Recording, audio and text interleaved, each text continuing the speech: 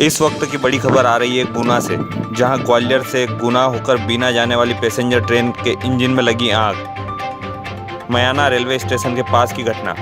गुना से रेलवे के कर्मचारी मौके पर पहुंचे। ट्रेन का इंजन बुरे तरीके से जलकर हुआ खाक। मौके पर पहुंची फायर ब्रिगेड ने भारी मशक्कत के बाद आग पर पाया काबू। गुना से राहुल सक्सेना की रिपोर्ट।